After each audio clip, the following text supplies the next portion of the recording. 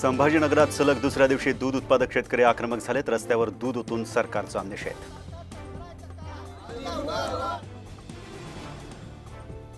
दूध दरवाढीसाठी नाशिकमध्ये राष्ट्रवादी काँग्रेसच्या शरद पवार पक्षाचं आंदोलन। आंदोलक शेतकऱ्यांसह गाई घेऊन थेट जिल्हाधिकारी कार्यालयावर।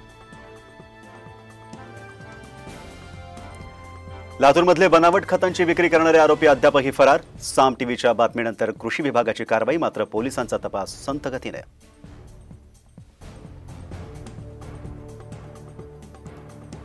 पुण्यातल्या नामांकित पबमध्ये पोलिसांची छापेमारी। परवाना रद्द असताना सुद्धा मद्याची विक्री।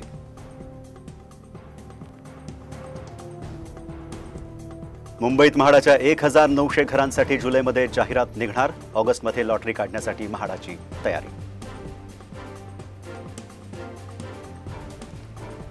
आयएस अधिकारी स्वतःला सर्व विषयांमधले ज्ञानी समजून सरकार स्वतः चालवत असल्याचं म्हणतात। नितीन गडकरींनी आयएस अधिकाऱ्यांना सुनावलं।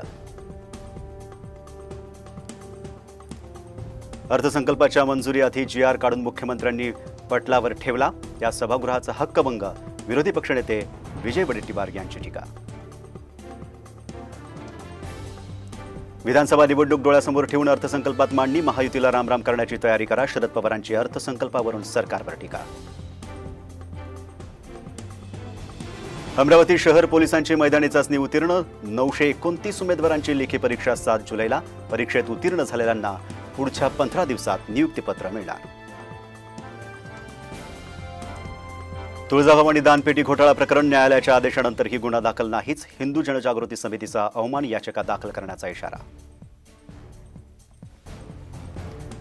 तुळजापूरला पाणी टंचाईपासून दिलासा। शहराला आता 2 दिवसाआड पाणी पुरवठा। बोरी धरणातील पाणी पातळीत वाढ झाल्याचा निर्णय।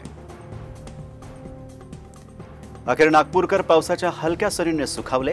हवामान विभागाकडून नागपूरला पुढचे 4 दिवस पावसाचा येलो अलर्ट। विठ्ठल मंदिरातला पेशवेकालीन सभामंडप सजला। दुरुस्तीचं काम पूर्ण। आषाढी यात्रेसाठी तयारी।